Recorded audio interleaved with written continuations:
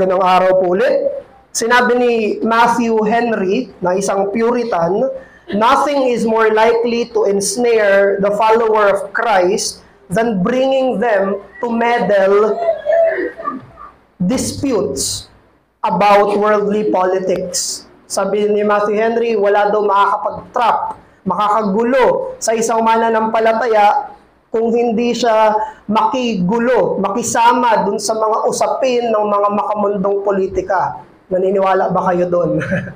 Nakapag sumali yung isang Kristiyano, nakigulo siya sa mga usaping pangmundong politika, ito ang pwede sa kanyang mag-trap. Do you agree with that or not? Pero alam nyo, ito yung nangyari mismo sa Panginoong Jesus. Ito mismo yung dinala sa Panginoong Jesus ng mga ayaw sa Kanya. Ito mismo yung dinalang tanong kay Jesus kung siya ba ay panig kay Cesar o laban kay Cesar. Basically, ang tanong nila kay Jesus, pro ka ba o anti? Ikaw ba ay makakaliwa o makakanan? Yan ang tanong nila sa Panginoong Jesus. At sa matutunghayan natin ngayon, makikita natin yung karunungan ng Panginoong Jesus, ganun din kung paano tayo dapat tamang tumugon sa mga mabababang otoridad. Kaya tumayo po tayo, basahin natin ang ating passage sa Mark chapter 12 verses 13 hanggang 17. Mark chapter 12 verses 13 hanggang 17. Muli, ito po yung series natin ng pagngangaral tungkol sa aklat ng Marcos at nandito na tayo sa chapter 12. Ito ang salita ng Panginoon, verse 13. Hayaan nyo magsimula ako sa verse 12 for context sake. Verse 12. And they were seeking to arrest him, si Jesus, but the people feared, for they perceived that he had told the parable against them. So they left him and went away. And they sent to Jesus some of the Pharisees and some of the Herodians to trap him in his talk. And they came and said to him, Teacher, we know that you are true and do not care about anyone's opinion, for you are not swayed by appearances but truly teach the way of God. Ito na yung tanong nila kay Jesus. Is it lawful to pay taxes to Caesar or not? Should we pay them or should we not? Verse 15, but knowing their hypocrisy, he said to them, ito na yung tugon ni Jesus, why put me to the test? Bring me a denarius, isa itong barya, and let me look at it. 16, and they brought one, and he said to them, whose likeness and inscription is this? They said to him, Caesar's. Nandun yung mukha ni Caesar sa barya. Verse 17, final verse, Jesus said to them, render to Caesar the things that are Caesar's, and to God the things that are God's. And they marveled at him. Ito ang salita ng Panginoon. Makakaupo na po tayo. So, yung nakarang pangangaral ni Brother PJ last Lord's Day, tungkol ito sa mga parabola na tinuro ng Panginoong Jesus laban doon sa mga bumubuo ng Sanhedrin. Yung Sanhedrin ay binubuo ng 70 people. Ito yung mga chief priests, yung mga elders, yung mga rulers ng Israel. Sila yung bumubuo nitong tinatawag na Sanhedrin. Isa itong religious court. At itong Sanhedrin na ito ay tinamaan dun sa mga pagtuturo ng Panginoong Jesus. Nung tinamaan sila ay nagalit sa Panginoong Jesus. Kaya gusto nilang balikan si Jesus at nagpasugo itong mga Sanhedrin na ito ng mga Pariseo at mga tagasunod ni Herodes, mga Herodians. So they wanted Jesus to be cornered, to be invalidated, to be canceled, quote and quote, out of their own malice. At ang tanong nila ay tungkol sa tax. Dapat bang magbayad ng tax ang mga Hudyo kay Cesar sa Roman rule, sa Roman government? Yung tax na pinapatungkulan dito ay yung tribute, census, poll tax. Itong tax na ito ay hinihingi sa mga male adult, mga lalaking adult na nasa Judea. Ang nagko-collect nito ay mga publikano, ito yung mga tax collectors, na mga kapwa rin nila Hudyo at dinadala ito dun sa Roman treasury. So, hypocritically, nagsimula yung scenario na pinupuri nila si Jesus. Na daanan natin, nabasa natin, sinasabi nila, ikaw ay tagapagturo, ikaw ay walang takot, ikaw ay wala kang sinasanto, wala kang sinasabi mo kung ano yung pure truth.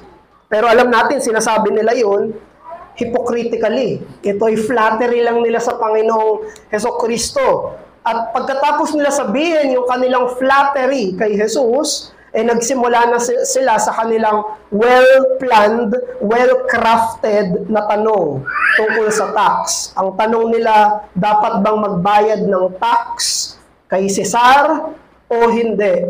Now, alam natin, napaka well-designed nitong planong to. Kasi pag sinabi ng Panginoong Jesus, yes, plainly, yes or no lang yung sagot eh.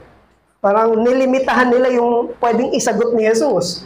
Kapag sinabi ni Jesus, yes, dapat ay magbayad kay Cesar ng tax, si Jesus ay, he will be put in a bad light sa mga kapwa niya Hudyo. Kasi sila ay colony, kaya kinolonize sila ay ni-rule nitong Roman Empire. Kumbaga, merong isang bansa na namumuno. Isipin nyo na lang yung panahon ng mga Espanyol sa atin dito. Pinamumunuan yung Pilipinas ng ibang bansa. Kapag sinuportahan mo yung mga taga doon, parang hindi ka Pilipino. Okay, mga Hapon, sinakop tayo. Pag sinuportahan mo sila, parang hindi ka kapanig sa mismong bansa natin. Ganon nila tinatrap yung Panginoong Jesus. Pag sinabi ni Jesus, yes, dapat tayo magbayad ng tax kay Cesar, anong maiisip na nila? Kakampi ka ng mga tax collector. Kakampi ka ng mga publikano. Kinakampihan mo ang Romano imbis ng Israel. Kapag sinabi naman ni Jesus na hindi dapat magbayad ng poll tax, ng census kay Cesar, siya naman ay maakusahan na siya ay nagre-rebelde sa Roman government. Na ngayon, mapapanig naman siya sa other extreme na zealot. Dalawang extreme mga publikano, mga tax collector na kinampihan nila yung Roman government, at merong mga zealots na talagang ito yung masasabi natin na naghihimagsik. Gusto nilang tumiwalag sa Roman government. Ayaw nilang magpasakop. Kaya pag may mababasa kayong pangalan sa New Testament na the zealot, yun ang ibig sabihin nun. Parang ito yung mga katipunero. Ito yung mga gustong kabagsakin yung Roman government. Ngayon, pag sinabi ni Jesus na, no, huwag tayo magbayad ng tax kay Cesar, aakusahan sila. Kaya nagpadala sila, hindi lang Pharisees Herodians din. Para may witness. Laban ito sa kanila. Kaya itong mga Herodians at mga Pharisees, they wanted to box Jesus. In either, na dalawa lang, either pro-government siya or anti-government siya. Kung sasagutin sila ni Jesus sa limitasyon ng kanilang mga tanong, kahit sabihin niya yung totoo, kahit sabihin niya yung truth, he will be still invalidated and canceled. Kahit totoo yung sabihin niya, kung makikisabay siya doon sa tanong nila. Kaya itong tanong tungkol sa politika ay carefully worded para mawala yung credibility ni Jesus bilang may otoridad na nangangaral. Makikita natin dito no, may dalawang klaseng tanong pala. May mga minsan nagtatanong tayo dahil gusto nating malaman yung totoo at gusto nating sundin yung Diyos. Pero minsan may mga tanong na nagtatanong para hindi makasunod sa Diyos. Ito, gusto nilang itanong to, hindi dahil gusto nilang sumunod kay Jesus. Dahil gusto nilang hindi si Jesus ang masunod. At nung sinabi ni Jesus, bigyan niyo ako ng barya, kaninong mukha to, ibigay niyo kay Cesar, yung para kay Cesar, ibigay niyo sa Diyos, yung para sa Diyos, sa Mark 12:17, namangha sila. Paano niya ginawa yun? Paano niya naisip yun? Paano lumabas siya dun sa kahon namin? At sinabi niya, di ibigay niyo kay Cesar yung para sa kanya at ibigay niyo sa Diyos yung para sa Panginoon. Ginamit ni Jesus yung illustration ng mukha ng Cesar doon sa barya na meron tayong doble o dalawang duty na magpasakop sa mas mababang otoridad sa lupa at sa mas mataas na otoridad na nasa langit. He hit two birds with one stone. Kahit siya'y tinutulugsa sa panahon na yun, naituro ng Panginoong Hesus. Dapat tayo magpasakop sa mga nasa otoridad sa lupa, pero dapat tayo magpasakop sa mas mataas na otoridad ng Diyos. Ibigay mo kay Cesar, para kay Cesar, yung para sa kanya, at ibigay mo sa Diyos, yung para sa Diyos. Pwedeng sabihin ni Jesus ng napakadali, yes. Pwedeng sabihin, yes, magbayad tayo. Pero hindi niya ginawa yun. Dahil kailangan niyang itama yung malisyosong narrative na gustong ibigay nitong mga Pariseo. Gusto niyang ibalik ano ba yung tamang konteksto, ano ba yung tamang framework kung paano natin dapat isipin to. Kailangan nilang isipin ang mas mataas na otoridad ay yung sa Diyos at may mas mababang otoridad ng mga pangtao. Hindi laban sa Diyos. Ang dutiful giving of due submission to earthly authorities.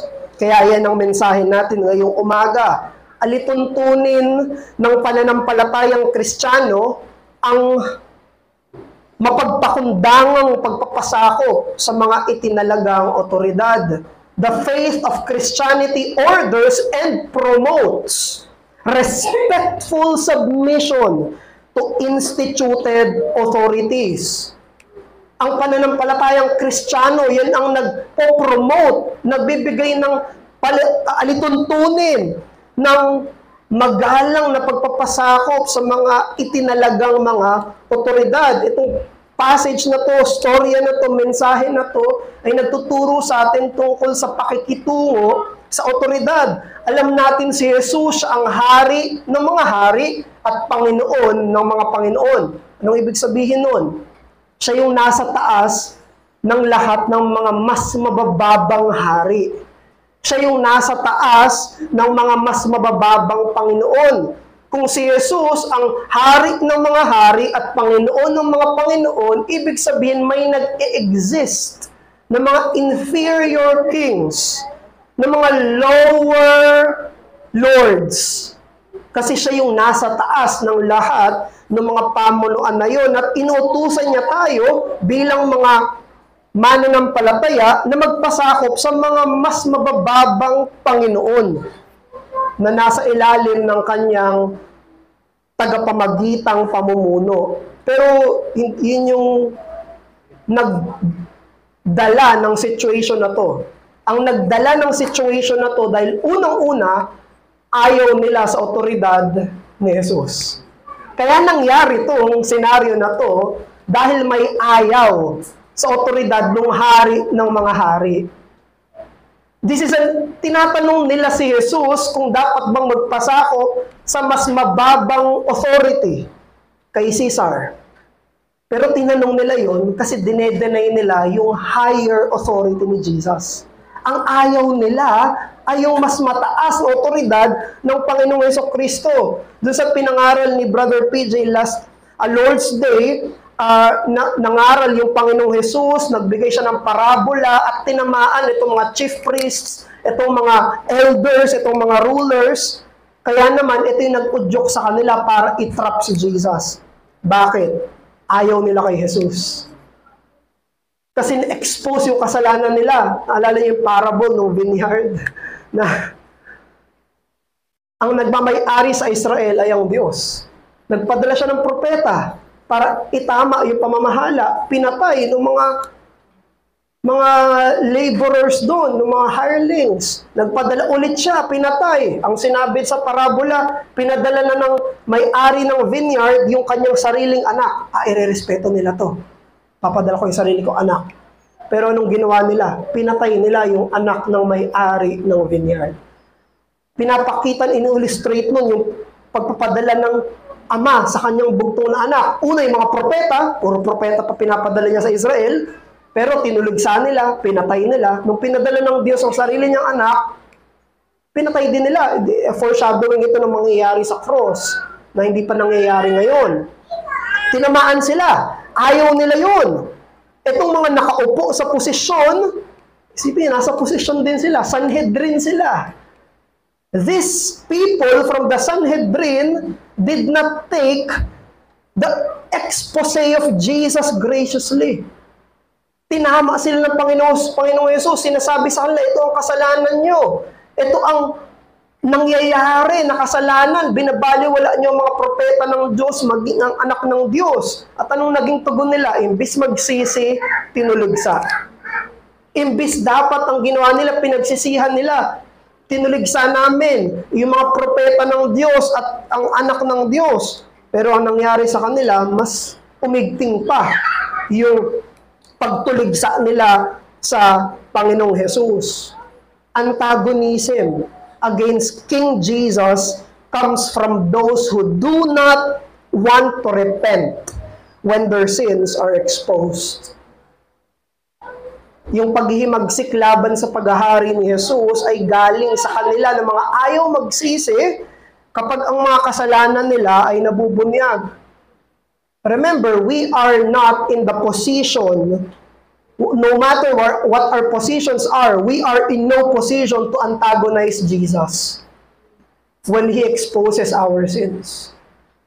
Kahit Sanhedrin sila, kahit sila yung court, religious court, kahit sila yung pinakamataas sa religious system nila sa panahon na yon, wala sila sa posisyon para tunggaliin nila yung anak ng Diyos. Sila'y nasa ilalim ng Panginoong Hesus. Kapag sinisiwalat ni Hesus yung kasalanan nila, wala sila sa lugar para maghalit sila kay Hesus. Wala sila sa lugar para sila pa yung maghimagsik sa Panginoong Hesus.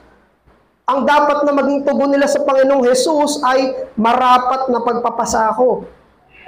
That's why instead of antagonism, allegiance must be your response to Jesus when He exposes your sins. Kapag sinisiwalat ni Jesus sa mga kasalanan natin, ano man ang posisyon natin, nasan man tayo, kailangan kampihan natin si Jesus. Imbis na kalabanin natin si Jesus. Kapag sinisiwalat niya ang mga kasalanan natin.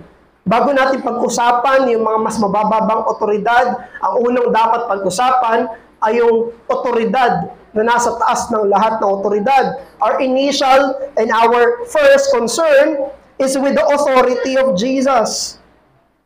Nagtatanong yung mga Pharisees ng question about kay Cesar, pero nanggagaling yan sa puso na ayaw dun sa mas mataas kaysa kay Cesar. Mag-ingat tayo. Kung merong mga antagonism sa puso natin, whether silently or vocally sa Panginoong Hesukristo. Well, remember, that is what the Pharisees and Herodians did. They were speaking flattery. They were speaking good things. Ang ganda nung lumalabas sa bibig nila para kay Jesus, pero yung puso nila, ang gusto ay kalabanin siya, patumbahin siya. Hindi siya yung masunod. May mga tao na alam natin at minsan nagugulat tayo na very vocal sa kanilang galit kay Jesus. Ito yung mga atheist, hindi daw naniniwala sa Diyos pero galit sa Diyos. Very vocal sila. Merong mga secular worldviews na ayaw sa relihiyon. Relihiyon, gawa lang yan ng tao. Gawa-gawa lang yan, mitolohiya lang yan. Ginawa lang yan ng tao. Hindi totoo yan si Jesus. Ang Diyos nyo ay masama. Ang Diyos nyo ay ganito. Very vocal sa kanilang antagonism kay Jesus. May mga ganon. Pero, meron din naman na mga hindi. Meron din naman na mga tahimik. Meron din naman na mga pupunta sa church. Sunday after Sunday, na kumakanta ng himno, sumasabay sa panalangin, nananalangin, nagsasalita ng mga magagandang salita sa Panginoong Jesus, pero merong nakatago at tahimik na paglaban at paghihimagsik kay Jesus. Lalong-lalo na kapag sinisiwalat niya yung mga kasalanan natin. Ganyan yung ginawa ng Pariseo. Ang ganda nung, ikaw ang nagtuturo ng tama. Wala kang kinatatakutan. Ganyan na ganyan yung pananalita ng mga Pariseo. Behind their words of flattery, again, they're mere flattery, they're not true worship. Hindi totoong pagpupuri o pagkilala kay Jesus yung ginagawa nila. Pero behind that is the intention to put Jesus down. Now, paano ba in-expose ni Jesus yung mga kasalanan natin? Alam niyo, maraming paraan kung paano in-expose ng Panginoong Jesus yung mga kasalanan natin. Pwedeng providentially, meron tayong mga kasalanan na nagiging public, o kaya may nakakakita, gusto nating itago na walang makaalam, pero may nakakaalam. Alam niyo, paraan ni Jesus yan para isiwalat yung kasalanan natin, expose yung kasalanan natin. Pwede rin naman na nagbibigay si Jesus ng mga pagsubok, ng mga pagdurusa. Nagbibigay siya ng mahihirap na pagkakataon para yung kasalanan natin ay lumabas. Hindi yung sitwasyon ang dahilan kung ba't tayo nagkasala. Yung kasalanan natin nasa puso na at yun ay lumalabas sa tamang sitwasyon. In-expose si Jesus yung mga kasalanan natin. Pwede rin naman directly through conviction sa Word of God. Nagbabasa tayo ng Bible, nakapain tayo ng preaching, bigla tayong naiisip natin, ay, nabali ko pala. Yung sinabi ni Paul, di ba? Sabi niya, di ko alam na covetous pala ako. Nung nalaman ko yung law na bawal mag-covet, doon ko lang nalaman, covetous pala ako. Ganun din yun. In-expose si Jesus yung sins natin through the Word of God. Either public, private reading, pero in-expose niya yung ating mga kasalanan. Pwede rin naman kapag sinisito tayo ng mga kapatid, that can be.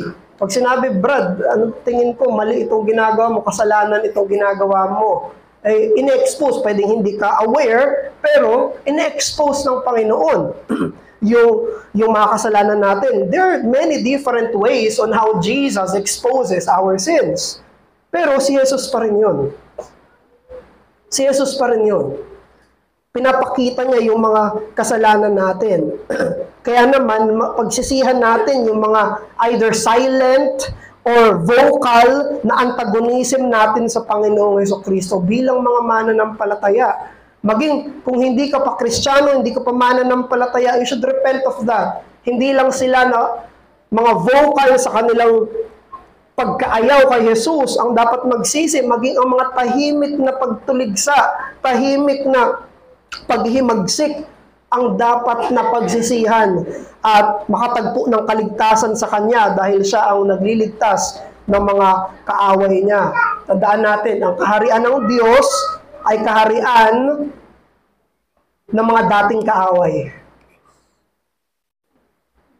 Ang kaharian ng Diyos, walang miyembro sa kaharian ng Diyos na mulat sa pool ay kakampi niya. Ang lahat ng iniligtas, ang lahat ng miyembro ay dating kaaway na ginawang kasama sa kaharian ng Diyos. We are enemies of God. We are all haters of God. We do not want Him, His laws, His rule, His kingship. We don't want that. But He saved us. Kaya kung hindi ka pa Kristiyano, dito ka inaanyayahan. Ito'y kaharian ng mga dating kaaway. Sa kaharian na ito, lahat ito ay reverse Judas. Si Judas ay kakampi na naging kaaway. Ang kaharian ng Diyos ay reverse Judas. Ito'y lahat kaaway na naging kakampi ng Diyos dahil lamang sa tapos na ginawa ng Panginoong Jesucristo. Siya yung hari ng biyaya na kapag ine-expose niya yung mga kasalanan natin, ito'y panawagan sa pagsisisi, paglapit sa Kanya, at hindi mas lalong galit sa Kanya. You should give your allegiance to the Jesus you have antagonized. Pangalawa, mayroon ditong antas ng otoridad na kinikilala. So si Jesus, unas, yung otoridad ni Jesus ang inaatake nila. Pero sa sagot ni Jesus, pinapakita na may antas ng otoridad na dapat nilang kilalanin. Nung sagot ng Panginoong Jesus ay humingi siya ng barya. Give me a denarius. Yun yung may mukha ni Cesar. At yung tanong niya, whose image and inscription is this? Kasi sa mga barya natin, puro bayani eh. Ayun, nakalagay eh. Sa kanila, yung hari nila, yung president talaga nila during that time. Kaya isipin yung barya natin, si Bongbong yung nakalagay doon. Weird yun sa panahon natin. Pero sa kanila, normal yun. Kung sino yung hari, sino yung namumuno, sino yung Cesar, yung mukha niya, yung nakalagay doon sa coin nila. Sabi niya, kaninong mukha ito? O kay Cesar, hindi ibigay nyo kay Cesar. Kung ano yung para kay Cesar. At ibigay nyo yung sa Diyos, yung para sa Diyos. May sense na kung kaninong mukha ang nakatapak, siya yung may otoridad. Kung kaninong mukha ang nakatapak, siya yung may otoridad. Siya yung may rule. Sabi ni Tertullian, dito sa passage natin, sa verse 16, sabi niya, give to Caesar his image stamped upon his coin, and give to God his own image stamped upon you. So while you render to Caesar the coin, which is due him, you may render to your own self to God. Sa pagsagot ng Panginoong Jesus dito, hindi niya lang iniiwasan yung trap nila, nagtuturo pa siya ng kung ano yung karapat-dapat sa Diyos. Ano yung karapat-dapat kay Cesar? Yung barya. Kung saan nakatatak yung mukha niya. Ano yung karapat-dapat sa Diyos? Buong ikaw. Dahil nakatatak ang imahe ng Diyos sa tao. We are image bearers of God. Yun yung word na ginamit. Kaninong image ito? Kaninong image yung naka-bear sa coin? Therefore, give it to Him. Tayo bilang mga tao, kaninong imahe ang nakatatak sa atin? Kaninong mukha ang nakatatak sa pagkatao, pagiging tao natin? We are image bearers of God. We're created in the imago Dei. Yun yung sinabi ni Tertullian. Ibigay nyo kay Cesar yung barya, ibigay nyo sa Diyos ang lahat. Kaya dito, nagtuturo yung Panginoong Jesus, merong lesser authority na dapat sundin, dapat bigyan parangal, at may higher, infinitely higher authority, yung Diyos mismo. And that applies to all authorities na meron tayo dito sa lupa. Ang isang naisip ko nga, ang isa sa mga, kasi tatlo family, church, at state. Lahat yan, may kanya-kanyang mga authority. Pero very unique yung family kasi nakatatak talaga yung mukha mo dun sa mas mababa sa'yo. Nakatatak yung mukha mo dun sa anak mo. Mukha mo, ayan, authority ka niyan. Sino yung kamukha mo? Authority mo yun. Nakatatak mismo sa kanila yung mismong imahe mo. They're imaging you. Therefore, you are their authority. Pero, tinuturo dito na may framework. Yung Diyos, ang higher authority at meron mga lesser authorities. Dahil, sa pinakasimula, lahat tayo ay merong imahe ng Panginoon. Diyan papasok yung usapin ng Christian submission sa framework na yan. That Christian submission works within the framework that God is the uncreated authority above the created and earthly authorities. Lahat ng mga otoridad sa lupa, ginawa ng Diyos. Ang otoridad lang ng Diyos ang hindi ginawa. Ang lahat ng otoridad sa lupa ay kinreate, dinesign, via creation. Pero ang otoridad ng Diyos, hindi yan mabubura. It cannot be erased. It was there all along. Kaya, dapat ba nating sundin? I think ito yung isa sa mga question na lalabas palagi pag usapin ng authority. Kailangan ba nating sundin ng authorities pag inuutusan tayo magkasala? Of course not. Bakit? May higher authority tayo. yun ay, ang lahat ng human authorities natin ay lesser authorities. So, mananagot sila sa mas mataas na otoridad. Sinusunod natin sila dahil may sinusunod tayong mas mataas na otoridad. So, yes, there are special occasions where we must say we would rather obey God than men. May mga special okasyon na dapat nating sabihin, mas susundin ko ang Diyos kaysa sa tao, at yung taong yun, sa context ng Acts, ay human authorities. Inutusan nila ang mga apostles, do not preach Jesus. Huwag niyo ipangaral si Jesus.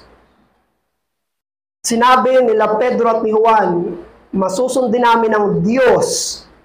We would rather obey God rather than human authorities, rather than men. At sa mga occasion yun, of course, makasalanan. However, ordinarily at regularly, we must obey God through obeying the authority.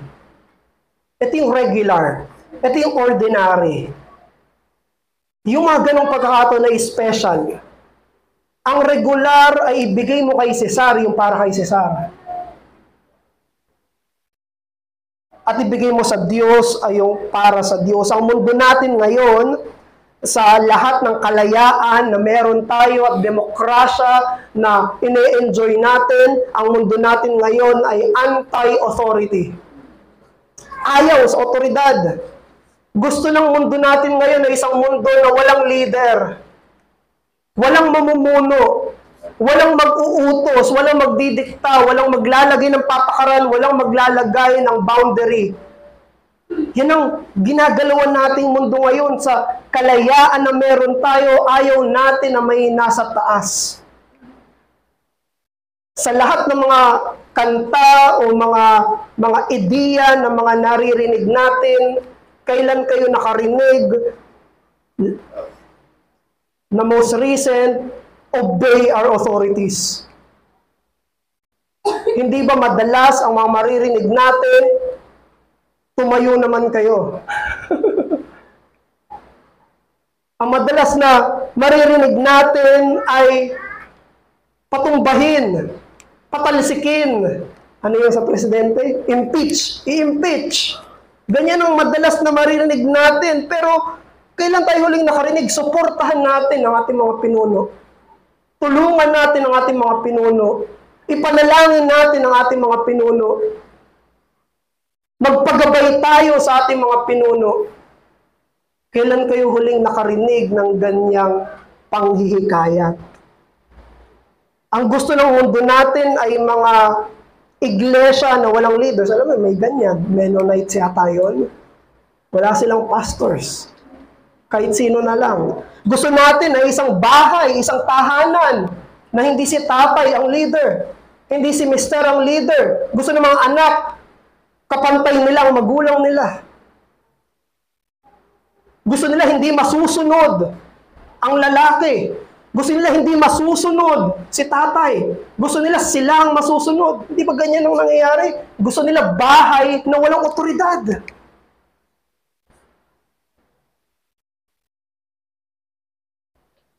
Ganon din, sa bilang isang demokratikong republika, ang mga Pilipino ay nag-iisip na meron silang karapatan na bara-bara na lang na i-dishonor ang kanilang mga opisyal.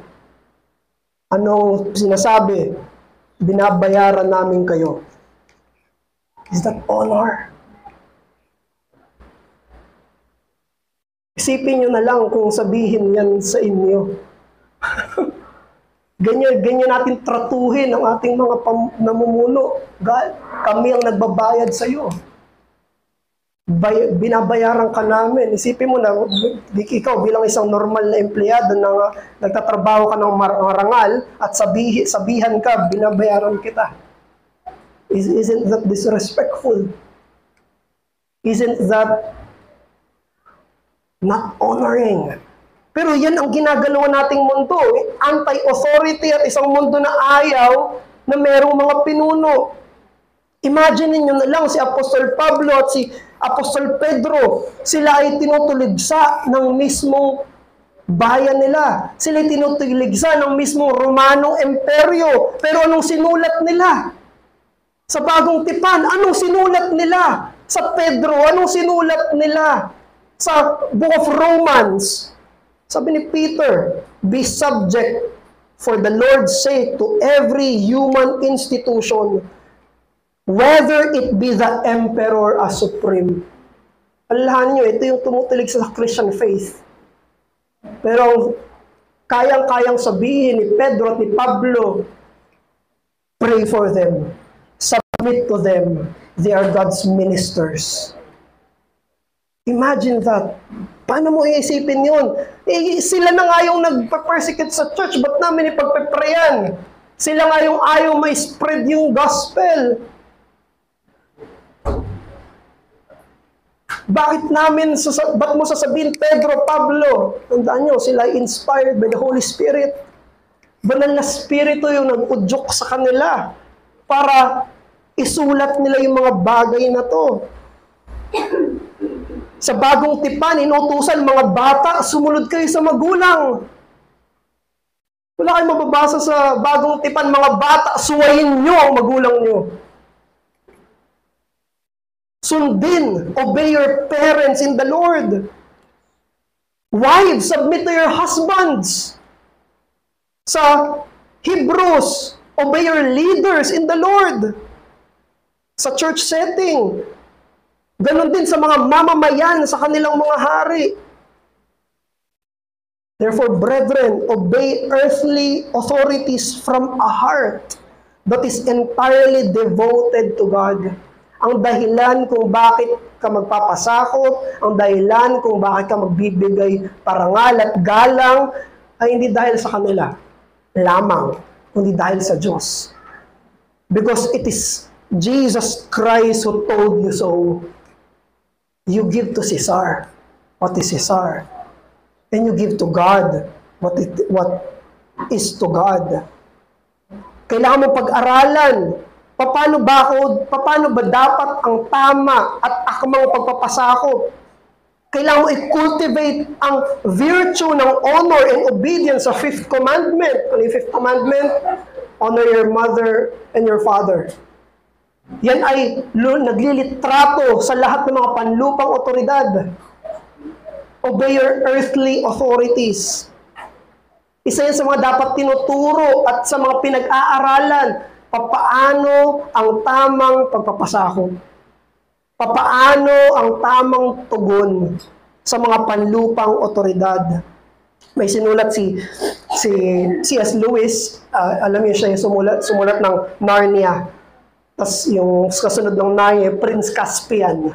At dun sa Prince Caspian na story, ay nakikipaggera sila. Wala na dun yung 4 na bata.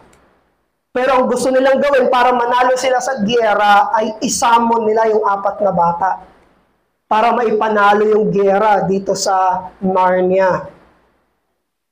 At merong isang alagad, si Caspian, bagong installed lang siya na hari, prinsipe, na ang pangalan ay Trumpkin. Itong si Trumpkin, hindi naniniwala doon sa legend ng 4 na mga bata. Parang hindi siya naniniwala na dapat itong gawin, hindi siya naniniwala na totoo yun. Ang plano nila ay kumuha ng isang trompeta na magsasamon doon sa 4 na bata.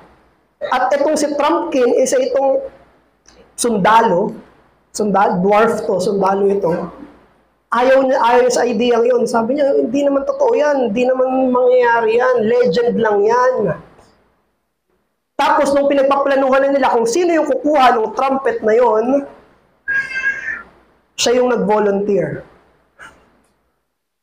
Siya yung nag-volunteer. Kahit yung iba na naniniwala, yung iba na nag-a-agree, hindi sila nag-volunteer. Yung nag-volunteer ay si Trumpkin. Siya na ayaw dun sa plano. Siya na hindi naniniwala dun sa plano. Kaya si Caspian, nagtaka siya. Akala ko ba ayaw mo sa plano? Bakit ngayon ikaw pa ang nag-volunteer? Ito yung sinabi ni Trumpkin, "You are my king. I know the difference between giving advice and taking orders. You've had my advice, and now it's time for orders. Ito isang klase ng pinag-aralan at may kumbiksyon na pagpapasakop. Ang pagpapasakop ay hindi bulag na pagsunod. Ang pagpapasakop ay hindi blind obedience. Hindi yan mindless obedience. Hindi yan mechanical obedience. Hindi ganyan ang pagpapasakop. Rather, ang pagpapasakop ay marespetong pagpaparangal sa desisyon, maging kahit hindi yung in-advise niya. Sinabi niya, nagbigay na ako ng advice, ngayon, it's time to take orders. That's what we should learn. Kasi lahat tayo ay nasa ilalim ng authority. Wala sa atin na hindi nasa ilalim ng authority. Kung ikaw ay magiging submissive sa iyong bahay, sa authority sa bahay, kung ikaw ay magiging submissive sa authority sa church, kung ikaw ay magiging submissive sa authority sa state, let it be because of your submission to God. Napaka-dangerous kung ang pagsunod mo ay bulag, kung ang pagsunod mo ay dahil lang sa mga tao, na hindi Diyos ang pinakadahilan mo dahil magkakasala ka. Susundin mo ang makasalanan ng mga utos kapag hindi ang Diyos ang nasa likod ng mga pagpaparangal at pagpapasakop mo. Katulad ng mga Sanhedrin, tulad nitong mga Pariseo, the Pharisees and Herodians obeyed the Sanhedrin. Nagpasakop sila sa makasalanang utos ng mga otoridad. Therefore, do not do that. The reason why you will submit to earthly authorities is because of your devotion to God. Submissiveness to God will create in us a healthy and sanctified submissiveness to them who are in the position of authority. Sana ay hindi natin maging testimonya na tayo ay habitually protesting, habitually rebelling. Instead, tayo ay magkaroon ng testimonya na mapagpasakop, marespeto sa otoridad, at ito'y maging testimonya natin bilang mga mananampalataya. Bilang pagtatapos, ibigay mo kay Cesar ang para kay Cesar. Ibigay mo sa Diyos ang para sa Diyos. Ang ibibigay mo sa mga pangtaong otoridad ay limitadong pagpapasakop. At ang ibibigay mo sa Diyos ay walang hanggan, walang dulo, walang lalim, walang dulo na klase ng pagpapasakop. Dahil nakatatak sa iyo ang imahe ng Diyos. Manalangin tayo. Ama namin, maraming salamat po dahil ikaw ang otoridad sa lahat ng mga otoridad, at ibinigay mo yung anak na maging Panginoon ng lahat ng mga mas mababang Panginoon. Nihiling po namin, O Diyos, na bigyan niyo po kami ng klase ng puso na kinukonsidera ang aming posisyon bilang nasa ilalim ng otoridad. Una, sa iyo, sa iyong ebanghelyo, sa iyong anak na si Jesus, at pangalawa lamang, at dahil lamang sa iyo. Kaya kami susunod sa mga mas mabababang mga pinuno. Maraming salamat po, aming Ama. Bigyan niyo kami ng puso na mapagpakumbaba, puso na lumalago sa pagpapasakop. Nihiling namin ito sa pangalan ng Hari ng mga Hari, ang Panginoong Jesus. Amen.